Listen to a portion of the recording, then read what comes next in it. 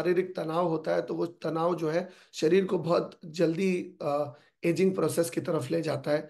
और सबसे पहला जो स्ट्रेस का प्रभाव पड़ता है वो इंसोम्निया पड़ता है, यानी कि नींद आने में असुविधा होना शुरू होती है जब तनाव का प्रभाव हमारे शरीर पर पड़ता है। बहुत सारे लोग ऐसा एक्सपीरियंस करते हैं कि उनको रात को नींद नहीं आ रही है या नींद आने में बहुत ज्यादा दिक्कत हो जा रही है। और नींद आने में अगर दिक्कत होती है तो धीरे धीरे फिर, अगर आपकी टाइम से स्लीप ना हो, अगर आपको समय से नींद ना आए, समय से नींद खुले ना, तो स्ट्रेस की वजह से आपका इम्यून फंक्शन के ऊपर बहुत गहरा प्रभाव पड़ सकता है।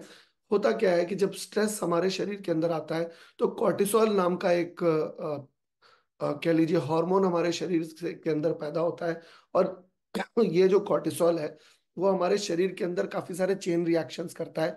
ये कॉर्टिसोल हमारे शरीर के अंदर काफी सारे अंदरूनी बदलाव करता है जिसकी वजह से शरीर ढलता है और एक आपातकालीन स्थिति शरीर के अंदर पैदा होती है। आप जैसे मान लीजिए एक अफरा तफरी सी मच जाती है शरीर के अंदर, और शरीर के अंदर जितने भी ऑर्गन्स हैं वो लाइफ सेविंग मोड पे आ जाते हैं। जैसे मान लीजिए कि अगर आपके ऊपर कोई मतलब आपके जीवन को कोई खतरा हो जाए तो शायद आप सहम जाएंगे, शायद आप बिल्कुल घबरा जाएंगे, और आप उस समय सिर्फ एक ही चीज के बारे में सोच रहे होंगे कि हम कैसे अपने जीवन को बचाएं, हम कैसे अपनी जीवन की सुरक्षा करें। ठीक उसी तरह से जब स्ट्रेस शरीर के आता है सामने आता है, कॉर्टिसोल शरीर के अंदर ज्यादा प्रवाहित होना शुरू होता है, तो हमारे अ, मतलब स्टोन एज में, यानी कि हम लोग मतलब बहुत समय से हमारे मानव शरीर के अंदर एक स्ट्रेस पैदा होता है और वो एग्जिस्टेंशियल क्राइसिस हमारे शरीर के अंदर पैदा करता है। जैसे कि जब हम लोग जंगलों में रहते थे, पत्ते पहनते थे, ये स्टोन एज की मैं बात कर रहा हूँ, तब क्या होता था कि हमारे जीवन को कोई खतरा होता था तब कोर्टिसोल हमारे शरीर के अंदर उत्पन्न होता था। जब कोई जानवर हमारे पास सामने आ जाता था, या मान लीजिए किसी दूसरे मानव से हमारा मतलब लड़ाई हो रही है हमारी, तब हमारे जीवन को खतरा होता था और कोर्टिसोल पैदा होता था। तो अभी भी हमारे शरीर के अंदर कोर्टिसोल एक वैसे ही प्रक्रिया के अंदर पैदा होता है, चाहे हमारी जान को खतरा हो, चाहे हमारी जान को खतरा ना हो, लेकिन शरीर को ऐसा लगता है कि जान को कोई खतरा है। इस वजह से ऑर्गन सिकुड़ने लगते हैं और हमारे शरीर के अंदर ब्लड प्रेशर बढ़ने लगता है, हमारे शरीर एक अलग तरीके से परफॉर्म करना शुरू करता है। और सबसे पहला प्रभाव हमें नींद ना आना, ये सबसे पहला प्रभाव होता है। इसके अलावा सिर दर्द बहुत सारे लोगों को होता है। आपने देखा होगा कि बहुत सारे लोग अगर काम का तनाव ज्यादा ले लें, काम का स्ट्रेस अगर ज्यादा ले लें, तो उनको खास करके काम का तनाव होने की वजह से सिर का दर्द बहुत ज्यादा होता है। इसके अलावा माइग्रेन या इस तरह के गुस्से से ये जो है कॉर्टिसोल पैदा हो सकता है और हेडेक का रूप ले सकता है। ये भी एक तरह का स्ट्रेस से होने वाला प्रभाव है जिससे कि हमारा काफी नुकसान हो सकता है, जिससे कि हमें काफी दिक्कत हो सकती है। तो ये हेडेक भी स्ट्रेस की वजह से हमें हो सकता है। डिप्रेशन या एंजाइटी, या हम बहुत ज्यादा डिप्रेस्ड महसूस कर रहे हैं, हतोत्साहित महसूस कर रहे हैं, या अलग अलग तरह के नेगेटिव थॉट्स हमारे शरीर हमारे दिमाग के अंदर आ रहे हैं जो कि हमें और ज्यादा नेगेटिव कर रहे हैं, जो कि हमें और ज्यादा दिक्कत और ज्यादा चिंता हम कर रहे हैं और ज्यादा मतलब दुश्चिंता कर रहे हैं। तो इसकी वजह से भी स्ट्रेस बहुत ज्यादा शरीर के अंदर पैदा होता है। और अगर कंसिडरेबल पीरियड ऑफ टाइम तक रहे ये, तो ये डिप्रेशन और एंजाइटी, यानी कि आप बहुत सारे लोगों को देखते हैं वो मुरझाए हुए से हैं, वो बहुत ही तनाव में हैं, वो देखकर ही लगता है कि उनको पता नहीं कुछ हो गया है। तो ये सारी चीजें भी स्ट्रेस की वजह से हो सकती है अगर लंबे समय तक स्ट्रेस बना रहे तो। इसके अलावा एबनॉर्मल वेट लॉस भी होता है। आप देखेंगे कि अगर कोई किसी को बीमारी हो गई है किसी तरह की, तो उस बीमारी में पड़ने के बाद वो बेचारे का वे वजन बड़ा कम हो जाता है, वो दुर्बल हो जाता है, वो कमजोर हो जाता है। तो ये चीज एबनॉर्मल वेट लॉस स्ट्रेस की वजह से भी होता है, क्योंकि जब हम तनाव में होते हैं तो हमारे शरीर के अंदर एक आपातकालीन स्थिति पैदा होती है। और आपातकालीन स्थिति में क्या होता है कि शरीर ज्यादा से ज्यादा फैट को बर्न करता है और शरीर के अंदर जितने विटामिन और न्यूट्रिएंट्स भी है उसको जल्दी से खपत उसकी शुरू करता है, ताकि शरीर को जो है वो मतलब अडेप्ट कर पाए उस आपातकालीन स्थिति के लिए। तो जब भी शरीर पैनिक में होता है, स्ट्रेस में होता है, तो बॉडी रिएक्ट करती है और बॉडी कुछ या तो फैट बर्न करती है या कहीं मसल्स बर्न करती है। तो एकदम झटके में वजन कम होता है। आप देखेंगे अगर कोई 1 या 2 महीने बीमार रहा है तो वो बिल्कुल कमजोर हो जाता है। तो ये एक एबनॉर्मल वेट लॉस होता है अगर कोई अ, कह लीजिए अगर ये करे तो जिसको स्ट्रेस होता है उसको एबनॉर्मल वेट लॉस भी हो सकता है। इसके अलावा डाइजेस्टिव चैलेंजेस भी बहुत सारे लोगों को होते हैं स्ट्रेस की वजह से, क्योंकि हमारे खाने को हजम करने के लिए अलग अलग तरह के एंजाइम्स, अलग अलग अलग तरह के डाइजेस्टिव जूसेस हमारे लिवर से और पैनक्रियाज से सेक्रेट होते हैं। लेकिन जब शरीर तनाव में होता है तो कॉर्टिसोल ज्यादा सेक्रेट होता है, और वो एंजाइम्स और वो जो डाइजेस्टिव जूसेस हैं वो उतने सेक्रेट नहीं हो पाते जितने कि उनको प्रवाहित होना था, जितना उनको शरीर से संचारित होना था उतने नहीं हो पाते। तो जब उतने नहीं हो पाते तो आपके पेट में मान लीजिए पचाने के लिए जितना बाइल चाहिए या जितना डाइजेस्टिव जूस चाहिए वो नहीं बन पाया, तो आपके पेट में दिक्कत आना शुरू होती है ग्रेजुअली। और बहुत सारे अलग अलग तरह के डाइजेस्टिव प्रॉब्लम्स हो सकते हैं इसकी वजह से। इरिटेबल बाउल सिंड्रोम हो सकते हैं, यानी कि खाना खाते ही तुरंत आपको गुसल खाने जाना पड़े, लैट्रिन जाना पड़े। हार्ट बर्न्स हो सकते हैं, आपको लगेगा कि यहाँ कुछ जलन हो रही है। आपको अल्सर्स हो सकते हैं, यानी कि अलग अलग तरह के अल्सर, अलग अलग तरह के छाले हो सकते हैं शरीर के अंदर। इन्फ्लेमेशन हो सकते हैं, सूजन हो सकती है अलग अलग जगह, खास करके पेट में। और bowel disease, inflammatory bowel disease भी हो सकती है। कभी कभी हमारी आंतें जो है वो सूज जाती है, तो आंतों के सूजने वाली समस्या भी हो सकती है। ये सारी चीजें स्ट्रेस की वजह से होती है। अब आप कहेंगे स्ट्रेस तो सभी को होता है किसी न किसी चीज को लेकर, कभी किसी को घर परिवार को लेकर, बच्चों को लेकर, अपने काम काम को लेकर, या अपनी हेल्थ को लेकर, या अपने पारिवारिक किसी समस्या को लेकर स्ट्रेस तो हर किसी को होता है।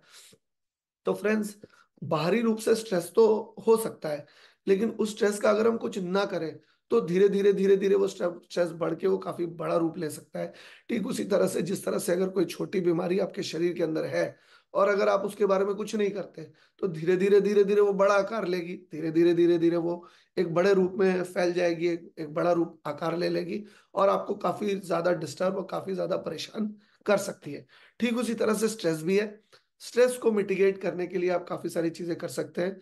आप ब्रीदिंग एक्सरसाइजेस कर सकते हैं, आप रनिंग कर सकते हैं, साइकिलिंग कर सकते हैं, आप स्विमिंग भी कर सकते हैं।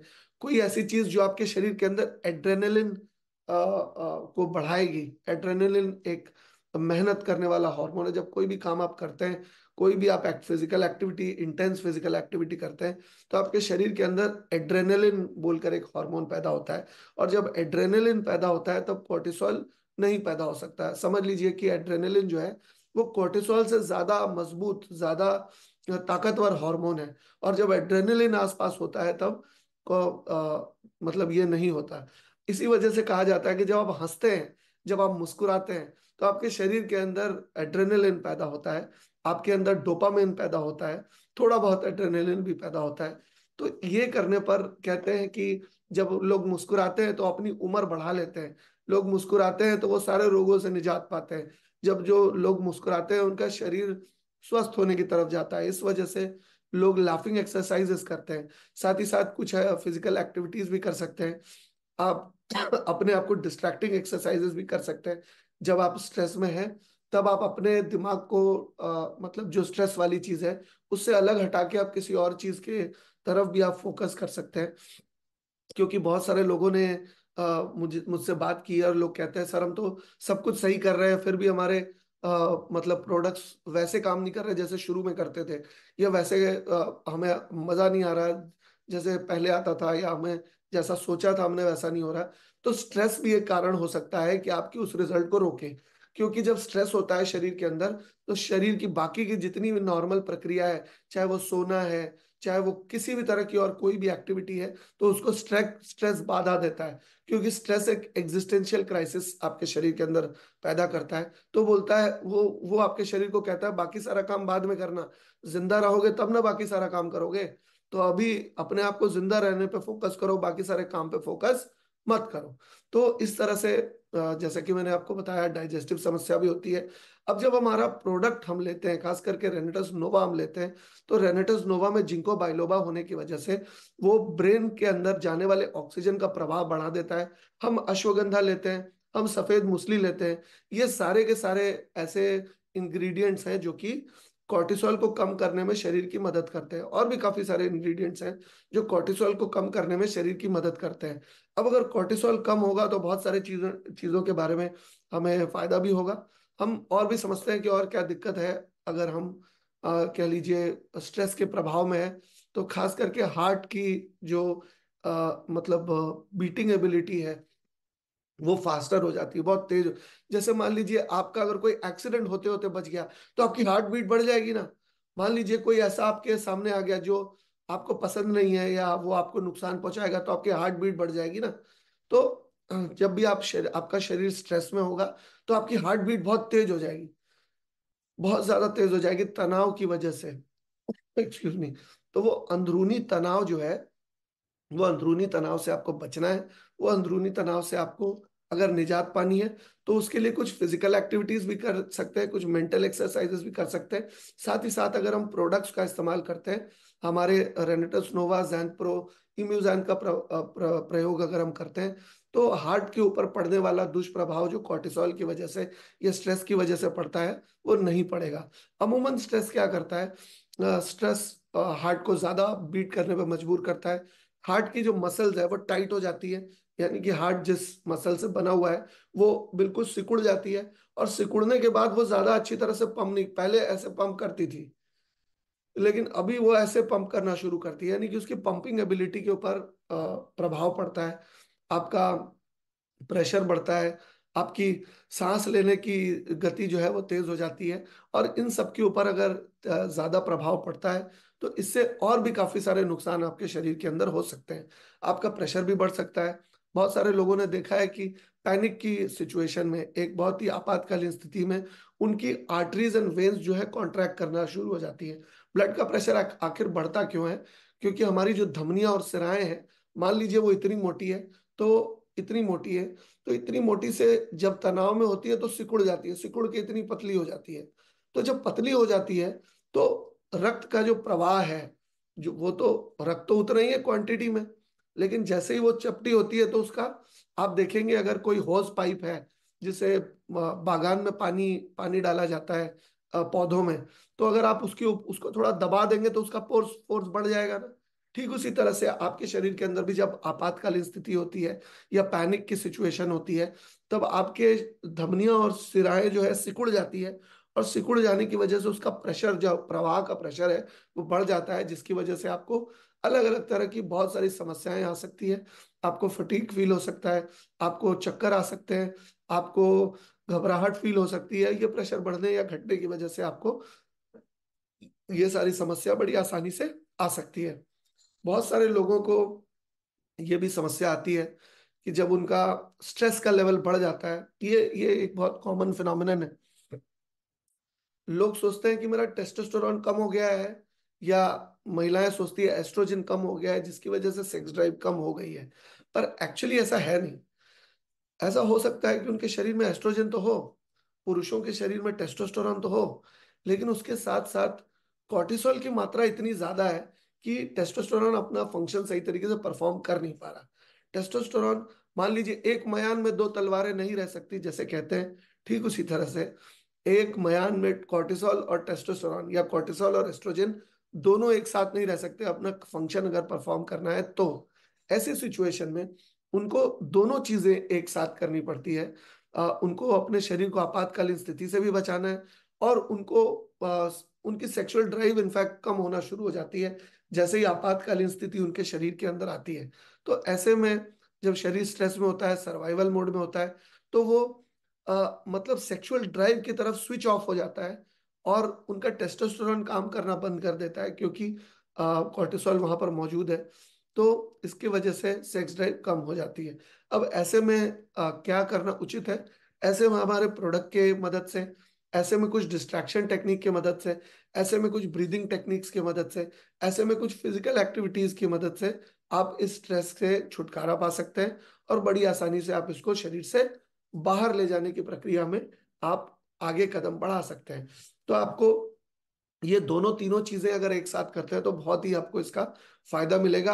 आप स्ट्रेस से, आप कोर्टिसोल से बहुत आसानी से निजात पा सकते हैं और उसको अंडर कंट्रोल रख सकते हैं। आप ब्रीदिंग एक्सरसाइज कर सकते हैं, आप उसके लिए कुछ फिजिकल एक्सरसाइजेस कर सकते हैं, अपने दिमाग को स्ट्रेस वाली एक्टिविटी से डाइवर्ट कर सकते हैं। आपको जो अच्छा लगता है उसके बारे में सोच सकते हैं। जैसे मान लीजिए आपको तनाव हो रहा है किसी चीज से, तो आप कोई गाना गुनगुना सकते हैं। आपको जो चीज अच्छी लगती है उसके बारे में सोच सकते हैं, आप जो चीज अच्छी लगती है वो कर सकते हैं। आपको को जो कोई लाफ हंसी मजाक की वीडियो देख सकते हैं। इससे क्या होगा, आपका ध्यान वो स्ट्रेस वाली चीज से हट जाएगा, और बाकी का प्रभाव जो है, अंदरूनी जो सिस्टम में जो डैमेज है, ये तो बाहरी चीजें हो गई जो आप अपने तरफ से कॉन्शियसली कर रहे हैं। लेकिन स्ट्रेस की वजह से अंदर जो ऑलरेडी प्रभाव पड़ चुका है, जो ऑलरेडी नुकसान हो चुका है, जो ऑलरेडी क्षति पहुंच चुकी है, उस क्षति को मेकअप करने के लिए, उसको रोकने के लिए हमारे प्रोडक्ट्स के जरिए आप आसानी से कर सकते हैं। क्योंकि हमारे प्रोडक्ट्स के अंदर हाई ऑन एंटीऑक्सीडेंट्स है, जो कि अपने आपके ब्रेन को कॉर्टिसोल से प्रोटेक्ट करता है, और पूरी बॉडी को कॉर्टिसोल के जो स्ट्रेस हार्मोन है उसके दुष्प्रभाव से बचाता है। इसके अलावा एजिंग भी बहुत ज्यादा स्पीड में होती है। आप देख सकेंगे कि ये जो महिला है, उसके एक तरफ झुर्रियां पड़ गई है, उसकी उम्र बढ़ रही है, और दूसरी तरफ झुर्रियां नहीं पड़ी है। आप देखेंगे कि जो लोग ज्यादा तनाव में रहते हैं, उनकी जो सेल साइकिल है वो डिस्टर्ब हो जाती है, उनकी जो कोशिकाएं हैं वो 21 से 28 दिन तक जिंदा नहीं रह पाती, उसके पहले मरना शुरू कर देती है। तो अगर मतलब समय से पहले अगर कोशिका मर जाएगी, अगर समय से पहले आपकी सेल साइकिल डिस्टर्ब हो जाएगी, तो आप तेजी से बूढ़े होने के प्रोसेस में आगे बढ़ेंगे। आपकी प्रीमेच्योर ग्रेइंग होना शुरू हो जाएगी, आपकी कह लीजिए झुर्रियां पड़ना शुरू हो जाएंगी, आपकी एनर्जी लेवल्स ड्रॉप होना शुरू हो जाएंगे। तो अगर आप चाहते हैं कि आपके शरीर के अंदर एजिंग का प्रभाव जल्दी ना पड़े, तो आप हाई ऑन एंटीऑक्सीडेंट्स ले सकते हैं रेनेटस वेलनेस के, जो कि आपको एजिंग के प्रभाव से, जो कि आपको कॉर्टिसोल के प्रभाव से बचाएगा।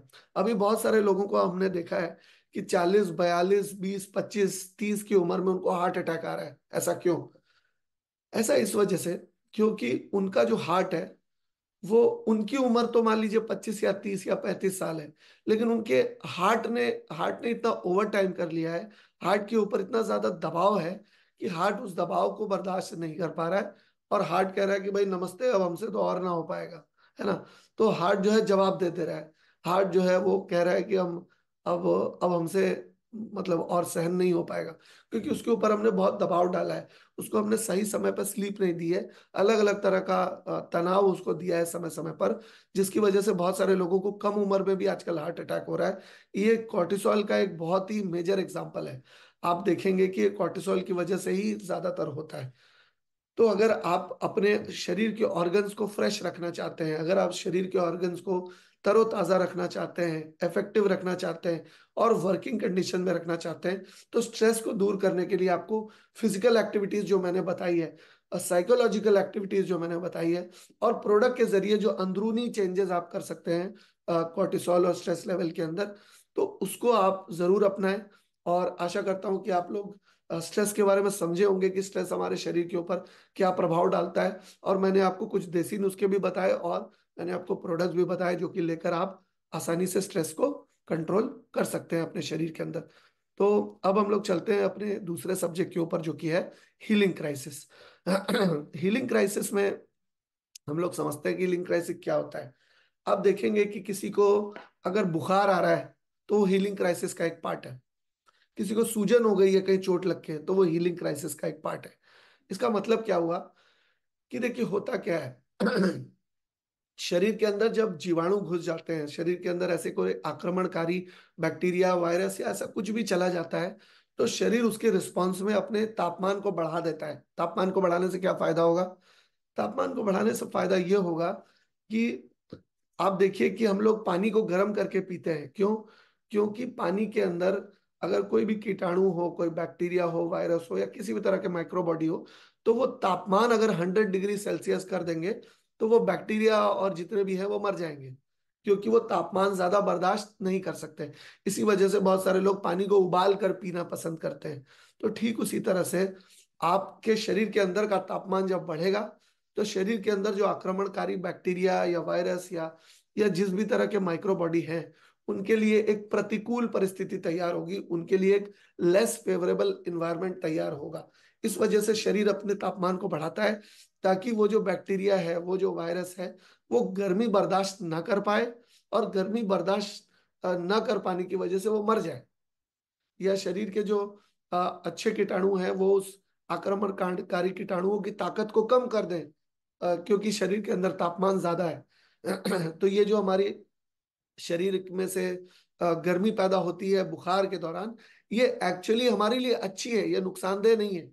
अगर मान लीजिए हमें कुछ उल्टी हो रही है, तो वो चीज शरीर रिजेक्ट कर रहा है, क्योंकि वो शरीर कह रहा है कि ये मेरे काम का नहीं है, इसको बाहर निकालो।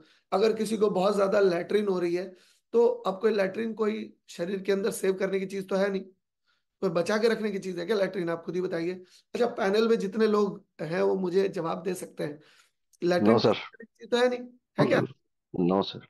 वो तो वैसे भी निकलना ही था। अब देखिए सुबह सुबह मैं किस किन टॉपिकों के बारे में बात करने लगा।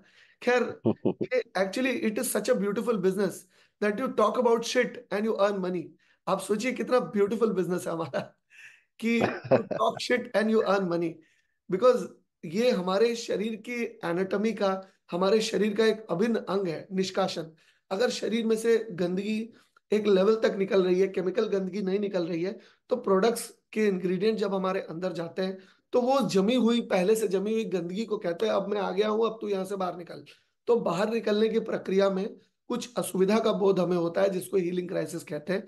यहाँ पर भी वही लिखा है, हीलिंग क्राइसिस, जब हम उन्हीं तकलीफों को एक्सपीरियंस करते हैं, उन्हीं सिम्टम्स को एक्सपीरियंस करते हैं जो हमें डिजीज होते समय हुए थे, तो जाने के समय में भी वही सिम्टम होता है। मैं आपको उदाहरण देता हूँ। मान लीजिए आपको सर्दी जुकाम हो गया है, जैसे अभी मेरा गला भी थोड़ा अभी भी बैठा ही हुआ है। तो जुकाम जब आपको होगा, सर्दी जब आपको होगी, और जब आप उसका कोई इलाज करेंगे, उपचार करेंगे, गर्म पानी पिएंगे वगैरह वगैरह, तो आप देखेंगे आपके शरीर में से कफ निकल रहा है। तो कफ निकलते समय भी उतनी दिक्कत होगी जब सर्दी लगते समय हुई थी। तो ठीक उसी तरह से आपके शरीर से जब बीमारी बाहर जाती है, आपके शरीर से जब कोई प्रॉब्लम या कोई टॉक्सिन या कोई कोई भी जरासीम जब बाहर जाते हैं, तो उसके बाहर जाने के समय में भी आपको कुछ असुविधा बोध होगा। उस असुविधा बोध को, शरीर से गंदगी के बाहर निकलने के समय होने वाले असुविधा बोध को हीलिंग क्राइसिस कहा जाता है। अब ये जो डिटॉक्सिफिकेशन का प्रोसेस है, वो सिंपल एग्जांपल से हम लोग समझते हैं कि किस तरह से होता है। अगर मान लीजिए आपके घर में 30 साल तक रंग किया गया है, मतलब एक साल, हर साल एक एक पेंट की परत जमाई गई है, और उस पेंट को हटाए बिना दूसरे पेंट की परत जमाई गई है, फॉर एग्जाम्पल।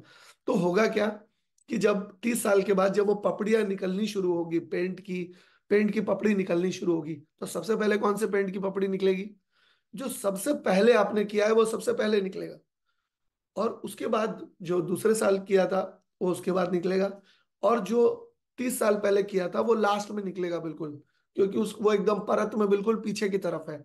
ठीक उसी तरह से हमारे शरीर के अंदर अलग अलग जो प्रॉब्लम्स हुई है फ्रॉम टाइम टू टाइम, वो एक लेयर की तरह हमारे फैट सेल्स के अंदर जमी हुई है। हमारी जो चर्बी है, हमारे जो शरीर के अंदर जो फैट है, उसमें शरीर अपने जितने भी प्रॉब्लम्स उसको हुई है उसका सैंपल एक जमा करके रखता है, कि आने वाले समय में अगर सेम प्रॉब्लम हुई, तो उसको लड़ने के लिए जब 30 साल पहले या 20 साल पहले 10 साल पहले जो हमने एंटी बॉडीज बनाए थे, वो शरीर एंटीबॉडीज वो दोबारा से बनाना शुरू करेगा, ताकि उस प्रॉब्लम से लड़ पाए। इसी वजह से आप देखेंगे कि अगर किसी को एक बार चिकन पॉक्स हो जाता है या मीजल्स की प्रॉब्लम हो जाती है, उनको अमूमन दोबारा नहीं होती, क्योंकि शरीर इम्यून हो चुका होता है। शरीर जब वो चीज दोबारा होने वाली होती है, तो शरीर को पता है कि क्या करना है, शरीर को पता है कि उसका अपना बचाव कैसे करना है उसको। तो इसी तरह से जो अंदर वाले कोट है वो बाद में निकलेंगे, और पहले जो हुआ है वो पहले निकलेंगे। हमारे फैट के जो लेयर्स हैं, उसके अंदर हमारे शरीर की में जितनी भी प्रॉब्लम्स हुई है, जो भी बीमारी हुई है हमें आज तक की डेट में, वो सारी की सारी छुपी हुई है। लेकिन जब डिटॉक्सिफिकेशन का प्रोसेस होता है, तब वो जो अंदर फैट के अंदर छुपी हुई है वो भी धीरे धीरे निकलना शुरू होती है। तो हमारा बॉडी भी बिल्कुल उसी तरह है।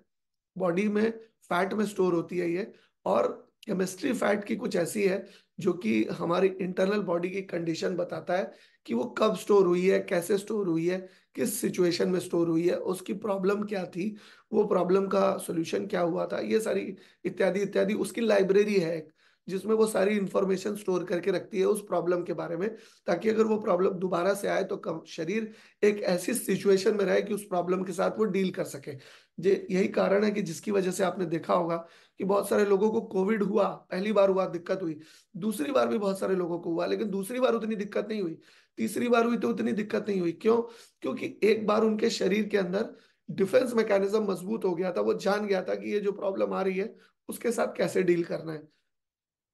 हर साल हमें अलग अलग तरह की प्रॉब्लम्स होती है, वो बैक्टीरिया की वजह से हो या किसी भी वजह से हो, तो वो फैटी डिपॉजिट्स में स्टोर हो जाती है।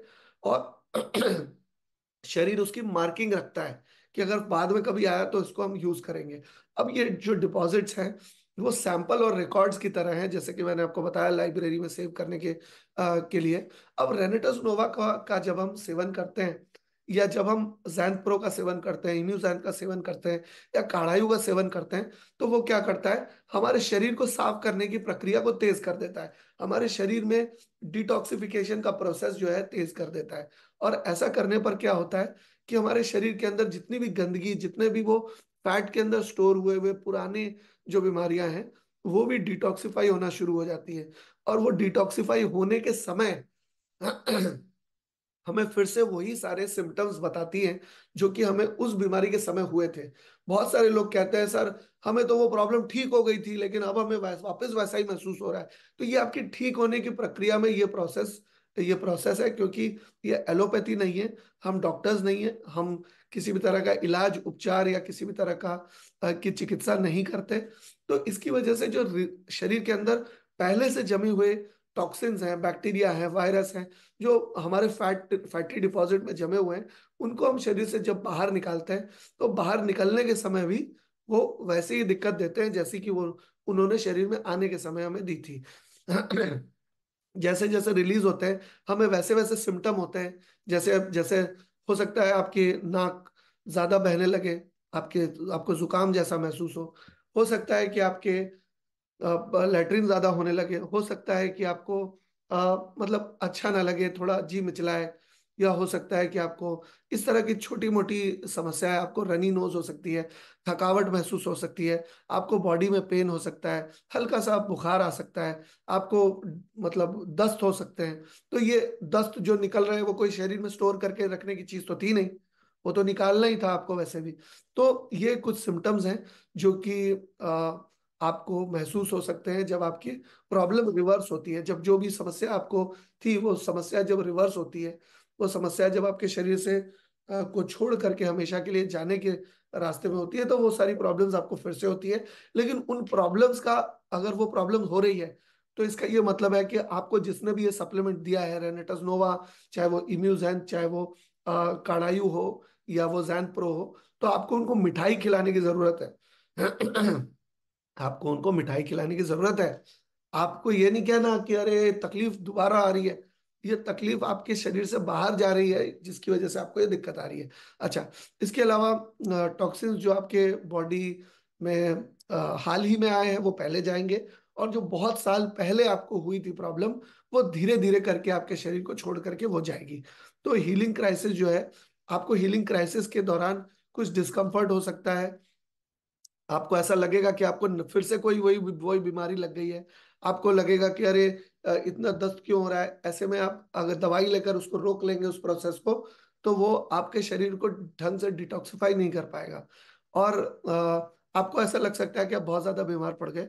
अच्छा, और जैसे जैसे क्लीनिंग जो है बढ़ती जाएगी, अ, वो टॉक्सिन आपके शरीर से बाहर निकलते जाएंगे जो आपके शरीर में अभी भी विद्यमान है। आपको इस क्लीनिंग प्रोसेस के दौरान वीकनेस लग सकती है, आपको हो सकता है कि ये जो टॉक्सिन है या बैक्टीरिया है या वायरस है आपके शरीर से रिलीज हो रहे हैं, जिसकी वजह से आपको ये फैटी डिपॉजिट से रिलीज हो रहे हैं, जिसकी वजह से ये दिक्कत आ रही है। आपको ज्यादा बहुत सारे लोगों को ये भ्रांति है, या बहुत सारे लोगों को मिसकंसेप्शन है कि वो दोबारा बीमार पड़ गए, या उनको फिर से वो प्रॉब्लम पकड़ ली है जो उनको बहुत सालों पहले थी और ठीक हो गई थी, अब वो वापस आ गई। ऐसे प्रॉब्लम्स बहुत सारे लोगों को ऐसा ऐसा मतलब संदेह होता है, ऐसा बहुत डाउट होता है। तो वो प्रॉब्लम वापस आ गई जो उनको लंबे समय से थी, ऐसा उनको लगता है। तो इसी को हीलिंग क्राइसिस कहते हैं। जब हीलिंग के प्रोसेस में जो क्राइसिस या जो दिक्कतें आप फेस करते हैं, इसी को हीलिंग क्राइसिस कहते हैं। और शरीर के नॉर्मली बीमारी को बाहर धकेलने के प्रोसेस में ये आमतौर पे होता है। और सबसे बेस्ट तरीका है कि आप पानी अच्छी तरह से पिए, और रेनेटस नोवा, काढ़ायु या जैन प्रो या इम्यूजैन जिसका भी आप सेवन कर रहे हैं, आप थोड़े मॉडरेट क्वांटिटी में कर दीजिए। अगर आप ज्यादा तादाद में उसको यूज कर रहे हैं तो आप उसको आधा कर दीजिए या एक चौथाई कर दीजिए, लेकिन कंप्लीटली बंद मत करिए। कंप्लीटली बंद मत करिए, जब तक सिम्टम्स बहुत ज्यादा बर्दाश्त के बाहर नहीं हो जाते तब तक कंप्लीटली बंद मत करिए। अगर बर्दाश्त के बाहर हो जाते हैं तो कुछ दिन के लिए बंद कर दीजिए, फिर थोड़ी थोड़ी मात्रा में फिर से शुरुआत कीजिए, क्योंकि ये आपके शरीर को वो फंक्शन परफॉर्म करने के लिए ताकत देगा जो कि अभी तक वो नहीं कर पा रहा था। क्योंकि रासायनिक गंदगी जो शरीर के अंदर जमती है, शरीर का नेचुरल प्रोसेस उसको बाहर निकालने के लिए सक्षम नहीं है। शरीर नेचुरल चीजों को शरीर से बाहर निकालने के लिए सक्षम है, लेकिन रासायनिक गंदगी को, केमिकल वेस्ट को शरीर के बाहर उतना जल्दी से नहीं निकाल पाता। तो आप ओवर ईटिंग अवॉइड करिए ऐसे सिचुएशन में, और आप ऐसा ऐसा खाना खाइए जो कि डाइजेस्ट करने में आसान हो आपके लिए।